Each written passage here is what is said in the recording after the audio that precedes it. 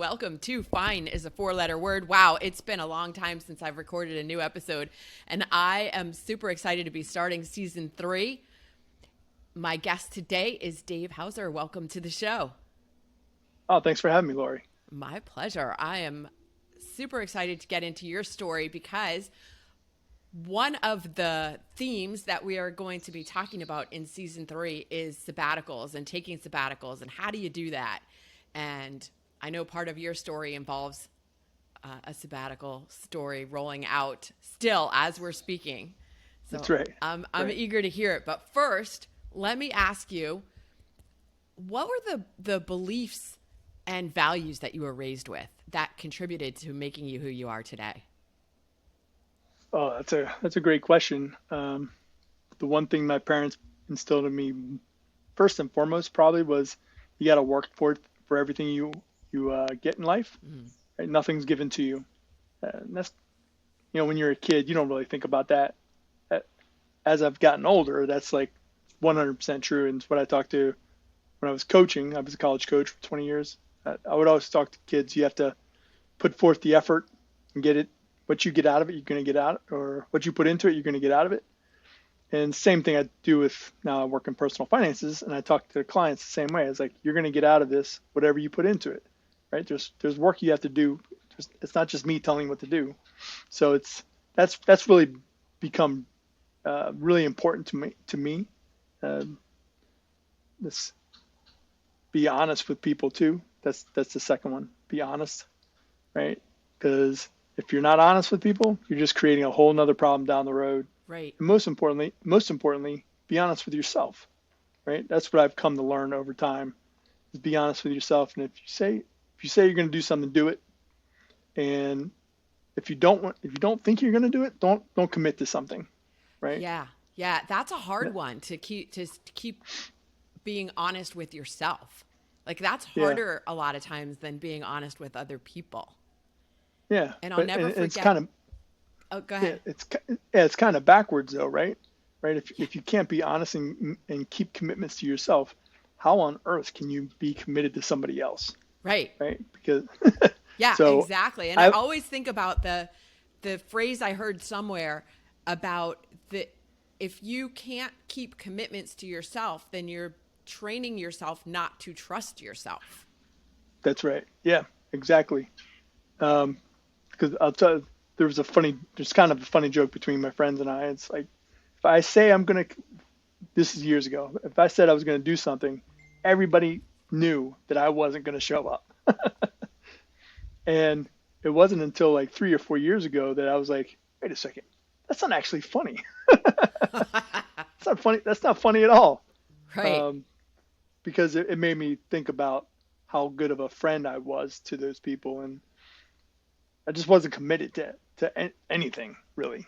Yeah. So, caused some serious reflection, to say the least. How did you get to that point where you said, wait a minute, this isn't funny anymore? And then stepping into that reflection, like did something specific happen? Well, I left coaching. I had a change in my careers. And part of that was due to, wasn't really doing something that I really enjoyed doing anymore. I was just collecting a paycheck, right? Mm-hmm. And I felt like I was stealing from my employer. So I was like, I just started having all these internal conversations. And that was one of them. It's like, oh, like my buddy Ryan, he'd be one of those people that we'd always laugh about. And it's like, it's not really that funny to me anymore. Because it made me think about what my values were. Like I could say I'm being honest, I want to show up and do it, but I wasn't doing it. Yeah. Right. So there was a lot of incongruency in my life, and it's like, okay, well, we got to get aligned with what my principles are, or my beliefs, and we're gonna really put those to work and get the most out of my life instead of just kind of like I was never getting anywhere. I was always like up and down or stuck in the mud. And it just became like, why is this happening? And I came to the conclusion it was because I wasn't being committed to myself. So it was the frustration of not getting where you wanted to be Yeah, that made you stop and go, all right, wait, this isn't working. What do I need to do to make things work? Or I don't even like that phrase anymore, make things work. Like we're always talking about, I'm going to make things happen as if right, we have right, right. total control over the universe. Well, it's like I had to rethink how I was thinking, and just I started reading a lot of Stoicism too, so that had a big input or impact on the way I started thinking, Yeah. and it's like I really it just it, I resonated with it because a lot of the messages, it's like you don't have to be perfect, right? But we want to work towards an ideal life, right? And how we want to represent ourselves is how we should be acting and how we should be talking about ourselves too to other people and representing ourselves. That's a better way to say it. Yeah, I just wrote a LinkedIn post earlier this week about finding clarity and that you have to start anything from a place of clarity. And people are always talking about that, but how do you find clarity if you don't have it? And how one Right. of the first step when you're looking to figure out to get clarity around something is to figure out not what you need to do, but who you need to be or who you would like to be. That's right. And that's really where the starting point for any kind of change. Okay, so if you are not being the person that you would like to be, and being who you are right now isn't getting you the results that you'd like to get, who would you need to be? What characteristics, what traits, what skills do you need to incorporate to become that person who would have what you would like to have? Yeah, no question about that. And so when I start looking back at that, it throws you into a funk, right? Because you're like, oh my God, man. That's why so many people don't want to The, do it, aren't willing to do it.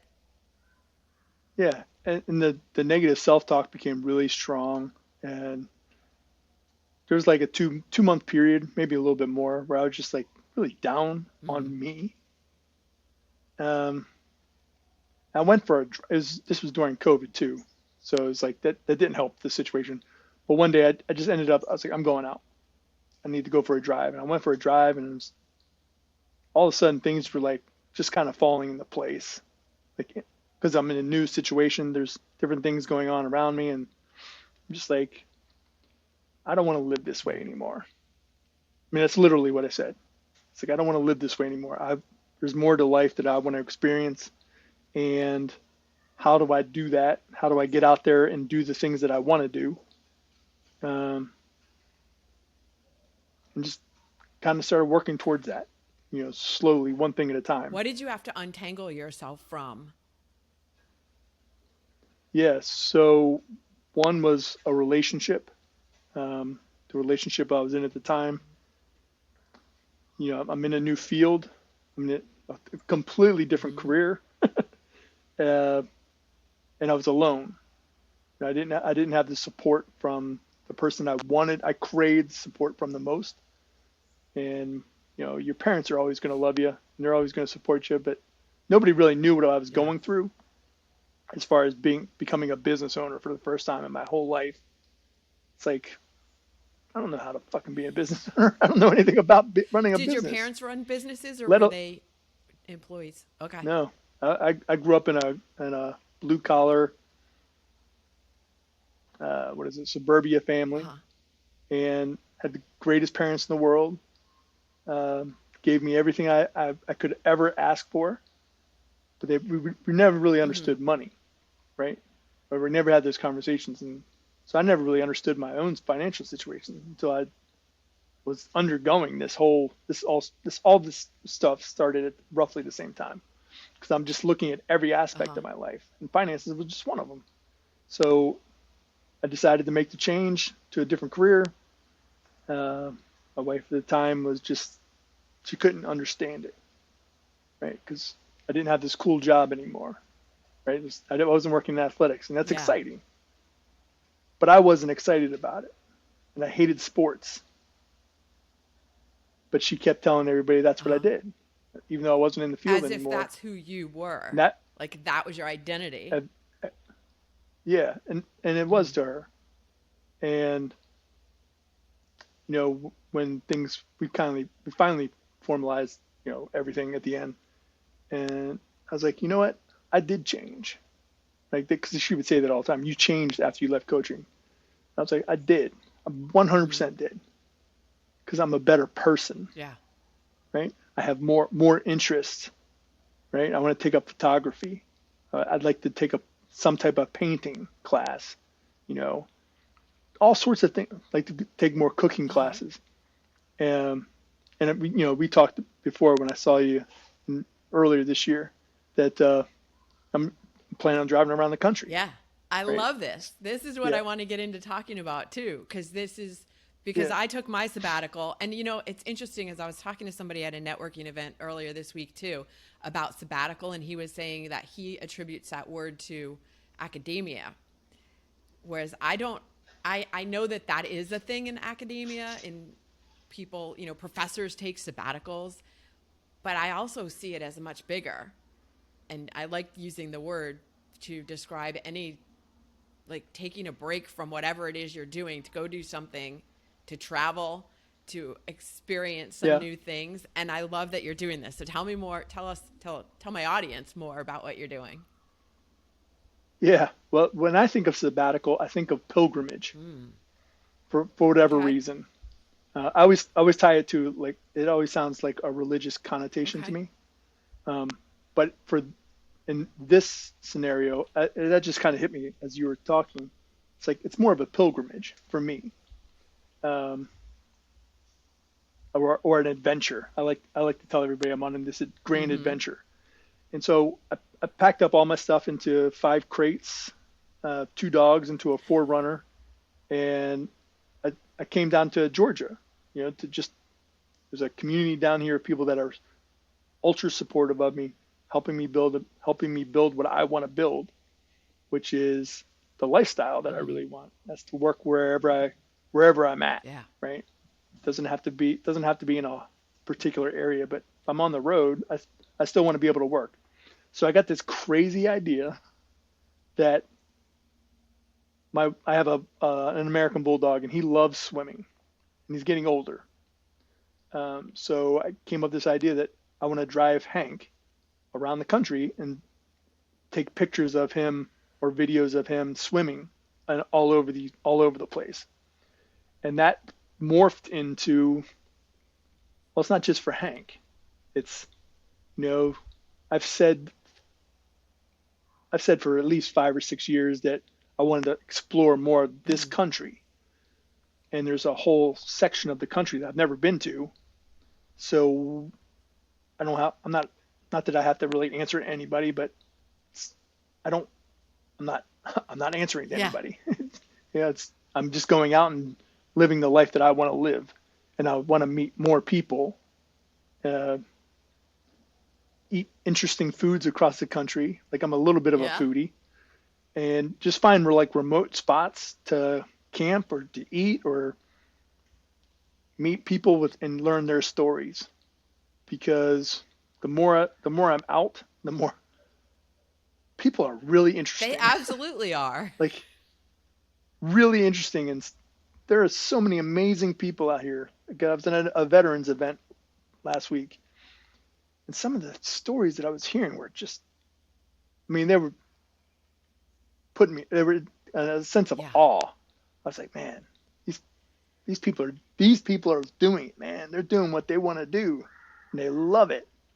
And I'd like to just meet more people like that. Yeah, and to your point of people are have these amazing stories, people are amazing. It it's right into that thing of you will always find exactly what you're looking for. You're looking for awesome Right. people and incredible stories, and you're finding them. If you were instead looking for people to be angry and resentful and mean, you'd probably find that too. But that's not what you're looking for. Yeah, They they're are everywhere. everywhere, but when you're looking for the good, that's what you come across. That's why you get invited to these events and come across these amazing, you know, food food what am I trying to say? Like interesting things to eat and all of that good stuff. Yeah. That's Yeah. that's what you're Yeah. attracting to you. One of the things that really stood out from the last time we talked was um, the more I'm away from trying to focus just on Mm-hmm. business, the more business will come my way, right? That really it sounds backwards, but like I spend, I'll say, half of my week out in the woods with my dogs, um, and the other half working on towards a business or working Yeah. on like getting to know people in the area. And I'm going to close out this year in a really strong bang, just because I'm not focusing just on one thing. It's like I'm focusing on enjoying the hell out of Yeah. my life. Yeah. And that's when these things And start coming to you. That's what I found when I was on my sabbatical of not doing, I wasn't doing any work that month really, that the biggest opportunities came to me when I was just enjoying right, being yeah, and doing fun things instead of chasing business.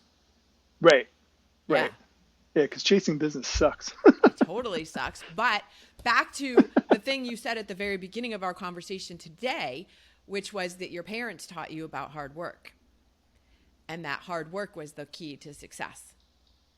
So I Yeah, we're not saying don't do anything, sit and money comes to you. yeah, That's not. But we've right, most of us have been taught that hard work is the way that you make money and achieve success and be productive, and that's the key. And now you and I and hopefully some of my listeners are getting this idea that's a lie. It's a big fucking lie. right. That's not how it works. The thing that I've kind of adopted as like a mantra is I want to live, or I want to work so I can Mm-hmm. live. I don't want to live to work, right? And when I work really hard, and I focus on. I have to because I'm working with other people's and Yeah. their lives, right? Their financial lives and their futures and generations Yeah. beyond that. So I take that shit really seriously, and I want to do as best of a job for them to make sure they have the most information Mm-hmm. possible so that they can make the decisions that are best for them. And then I just help them make all that shit Yeah. happen. Did you feel like before you set out on this adventure that you couldn't not do it? Like you had to Oh do yeah. this thing. There was no way you could say no to it, even if you didn't know. I mean, you're in financial services. So one of the things that I hear people say a lot of times is, oh my God, well, I could never do that because I couldn't afford it. Well, that's always their first thing. I couldn't afford it. And then, well, but I have a family, but I have like all of these other reasons why they can't do it. So, Are you talking about the travel part yeah, or just or or switching job careers? both. What's your Yeah, so response the to that? switching careers part. Yeah, so the switching careers, nobody ever understood that. Because and they asked me all like I had this conversation with my dad. He goes, "Don't you ever miss it? Don't you?" I was like, "Nope. Do you ever want to go back?" I was like, "Fuck no. Why would I ever want to go back?" I was always at somebody else's beck and call at the sacrificing Mm-hmm. my life. And the second half of my life, I want the exact Yeah. opposite of that. I only want to be around people that I really enjoy being around. And some of that'll be business, but a lot of it's going to be just having a shitload of fun Mm-hmm. for me, and enjoy the people I'm around. Uh, so, and then uh, it kind of ties into both things though, right? So nobody still understands what I do. That's a common thing with financial industry, and my whole take on the financial world is very different from everybody else. So it's even Yeah. weirder to some people, and it's just how much control over you want over your time and your money. I want I want as much control as possible over both of those things, and That's how I talk to my clients. That's how I talk to anybody that wants to talk business. Um, I want to be out. Like I said, I want to go. Can't wait to go to Glacier Park. I can't wait to go to Moab. Can't go like Tahoe. Like these are all places I'm going in the Yeah. spring. And I'm gonna take a month to drive around and do whatever the hell I want. Right. Right. And like tonight, I sort of while I've been in Georgia, I've just taken every weekend. I've gone off and done something. Tonight I'm going up to a place called Blue Ridge. Just all these cool little places up in the mountains. You can either camp out or rent a cabin or do Yeah. whatever.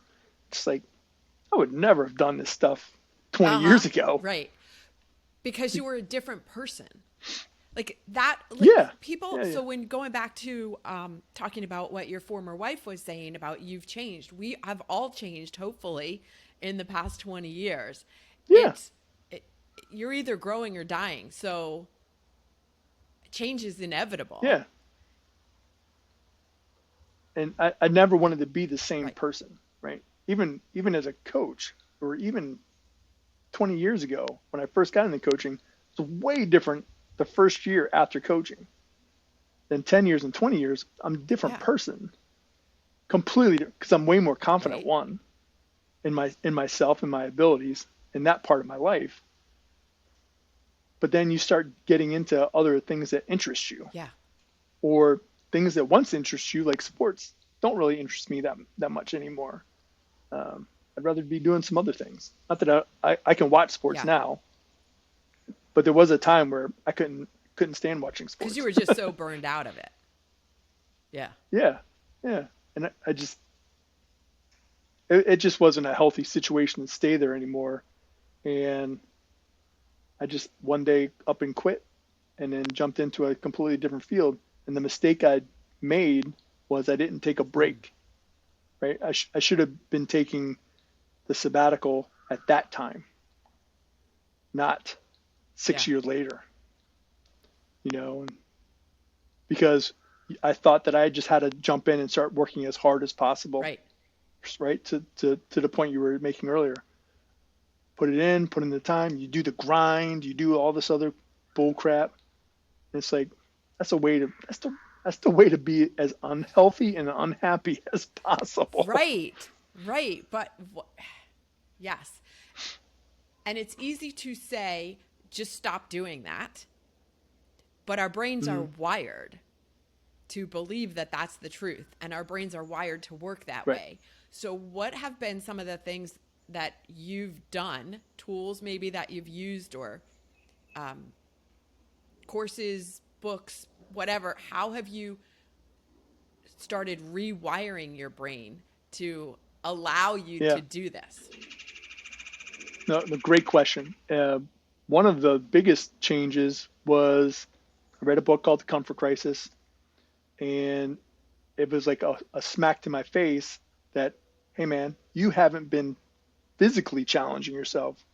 Like, and that was what got me through a lot of the coaching. I love the challenge, but it made me think clearer.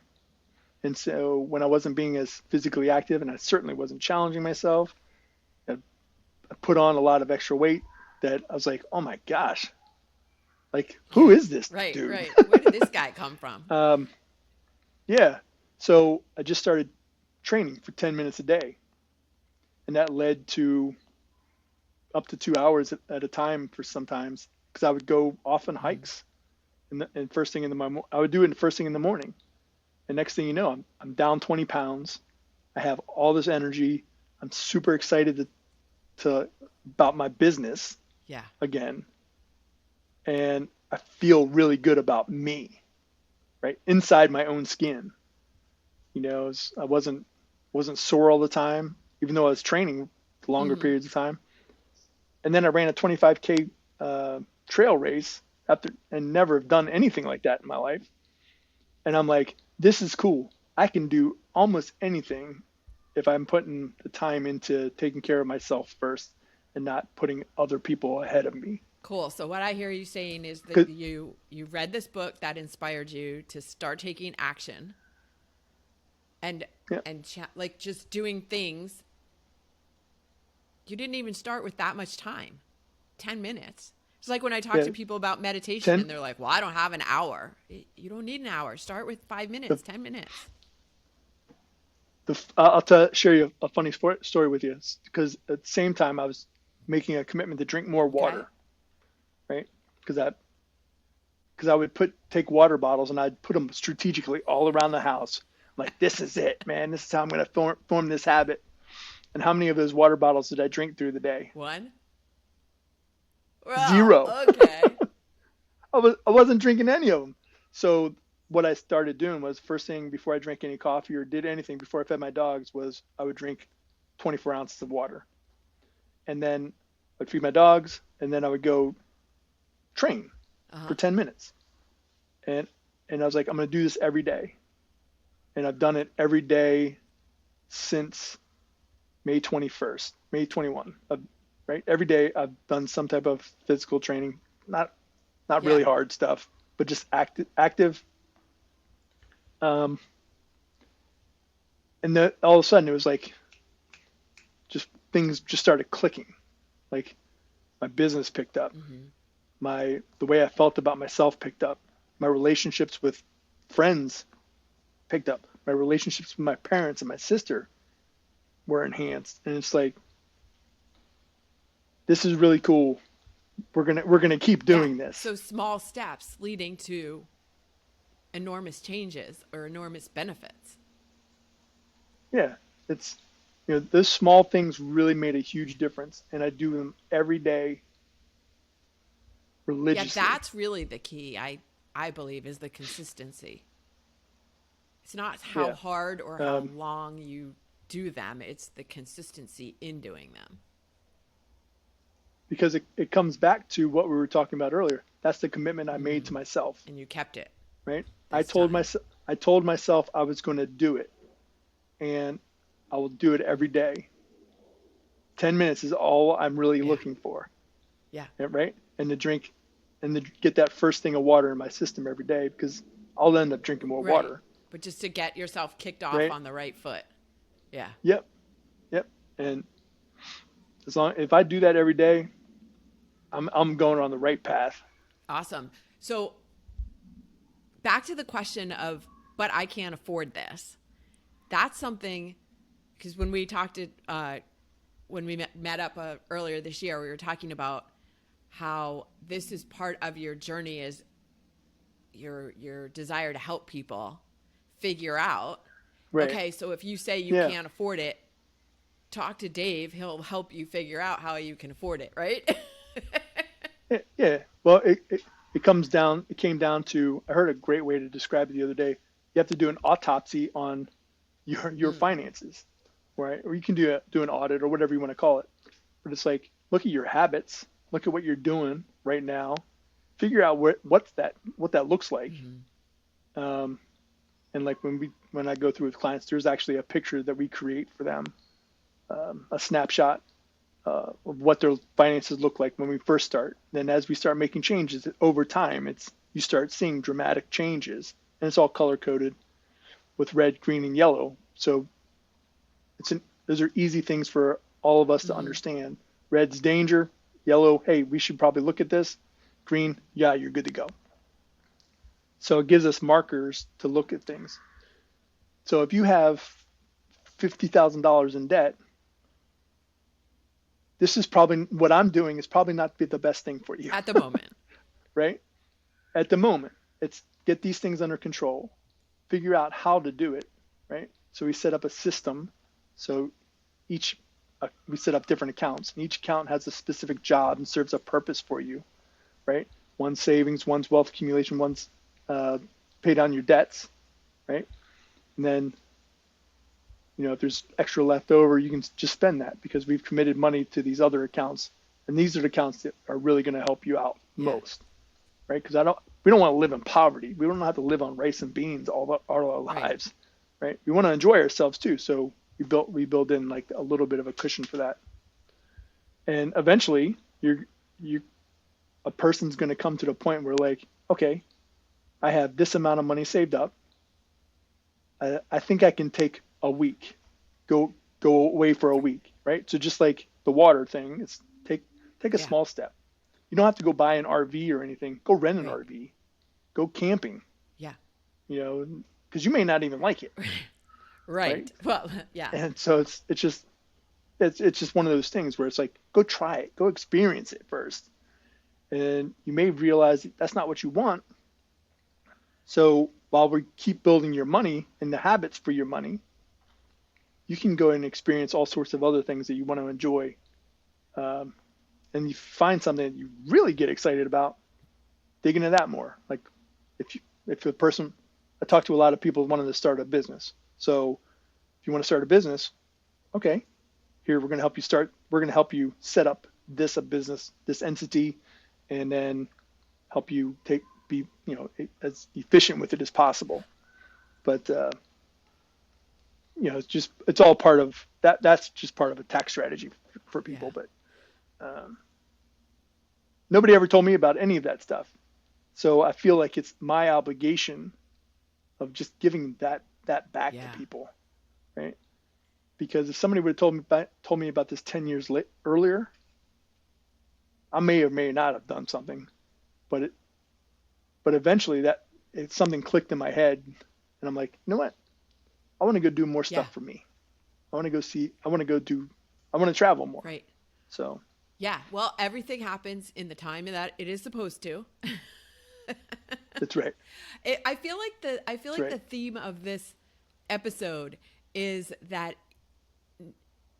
small things matter. Like taking even the small steps are going to create big waves. So that you don't have to go off on a year-long sabbatical or 6 months. You were talking, just take a week, whatever you can manage. I did a month. You're doing longer than that, but you can start living this sabbatical life, even without taking long-term sabbatical adventures and what did you say? Pilgrimages. Without adding a whole lot of risk either, because they're smaller, manageable things that anybody can do. Right. Start somewhere. And then I think it's really important to start with the purpose of why you want to do it. Right? What's the purpose? What's the reason you're doing these things? Not just go out there and blindly throw ideas, because that's what I used to do. Now it's like there's a purpose behind this. Like I'm seeking knowledge of something. Right. Purpose could be as simple though as I would like to enjoy my life more. Yeah. That absolutely. It doesn't have to be some grand purpose like I want to save the world. Right. Yeah. Right. But you can save your own world. Absolutely. That's really the only thing you can do. We only have control over ourselves, the steps that we take, who we become. That's all we have control over. We have no control over anybody else. Right. And it's once you really come to really understand that, it's like it's freeing. 100%.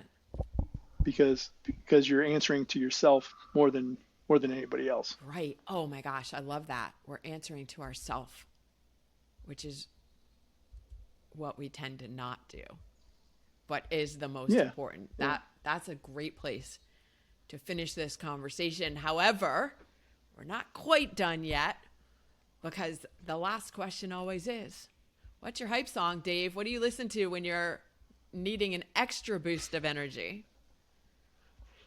That's a really great question, because I don't really listen to music that much anymore. But I used to wake up to Highway to Hell by AC/DC. That's still one of my favorite AC/DC songs. So when I'll that go comes with that on, one. you're like, awesome song. I'm like, oh shit, energized. Here it comes. Okay. Yeah. Awesome. Well, thank you so much for joining me today on Fine is a 4-letter word. Thanks, Lori. I appreciate it. I had a lot of fun. Hello.